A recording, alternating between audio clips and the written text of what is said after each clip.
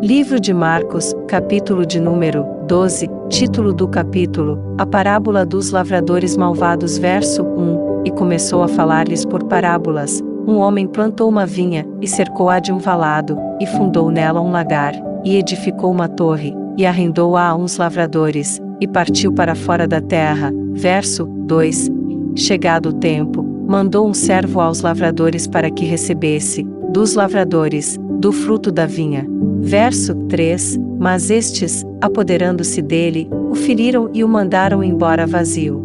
Verso 4, e tornou a enviar-lhes outro servo, e eles, apedrejando-o, o feriram na cabeça, e o mandaram embora, tendo-o afrontado.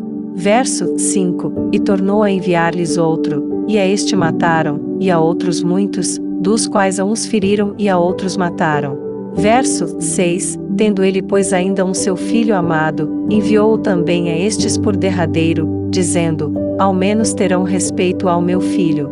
Verso 7, mas aqueles lavradores disseram entre si, este é o herdeiro, vamos, matemo-lo, e a herança será nossa. Verso 8, e, pegando dele, o mataram, e o lançaram fora da vinha.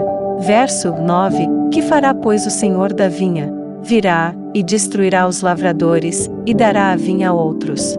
Verso 10, ainda não lestes esta escritura, a pedra, que os edificadores rejeitaram, esta foi posta por cabeça da esquina. Verso 11, isto foi feito pelo Senhor e é coisa maravilhosa aos nossos olhos.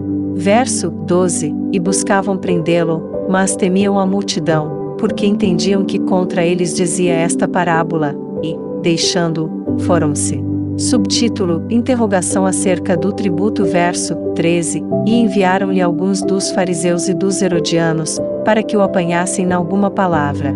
Verso 14, e, chegando eles, disseram-lhe, Mestre, sabemos que és homem de verdade, e de ninguém se te dá, porque não olhas a aparência dos homens, antes com verdade ensinas o caminho de Deus. É lícito dar o tributo a César, ou não? Daremos, ou não daremos?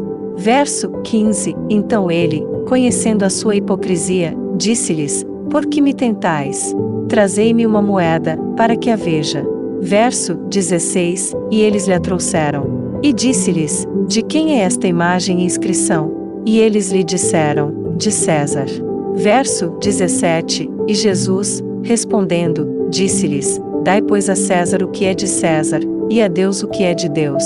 E maravilharam-se dele. Subtítulo, interrogação acerca do tributo. Verso 18, então os saduceus, que dizem que não há ressurreição, aproximaram-se dele, e perguntaram-lhe, dizendo, verso 19, Mestre, Moisés nos escreveu que, se morresse o irmão de alguém, e deixasse mulher e não deixasse filhos, seu irmão tomasse a mulher dele, e suscitasse descendência a seu irmão. Verso 20, ora havia 7 irmãos, e o primeiro tomou mulher, e morreu sem deixar descendência. Verso 21, e o segundo também a tomou e morreu, e nem este deixou descendência, e o terceiro da mesma maneira. Verso 22, e tomaram-na os 7, sem, contudo, terem deixado descendência. Finalmente, depois de todos, morreu também a mulher.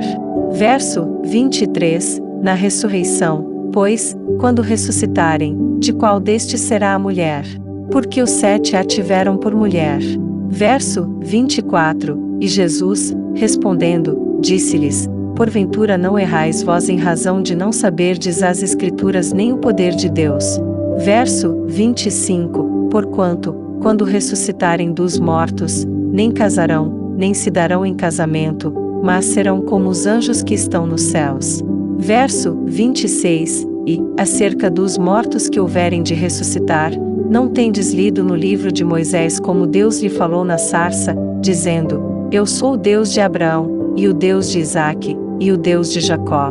Verso 27, ora, Deus não é de mortos, mas sim é Deus de vivos. Por isso vós errais muito. Subtítulo, o primeiro de todos os mandamentos. Verso 28, aproximou-se dele um dos escribas que os tinha ouvido disputar, e sabendo que lhes tinha respondido bem, perguntou-lhe, qual é o primeiro de todos os mandamentos? Verso 29, e Jesus respondeu-lhe: o primeiro de todos os mandamentos é: ouve, Israel, o Senhor nosso Deus é o único Senhor. Verso 30, amarás, pois, ao Senhor teu Deus de todo o teu coração, e de toda a tua alma, e de todo o teu entendimento, e de todas as tuas forças. Este é o primeiro mandamento.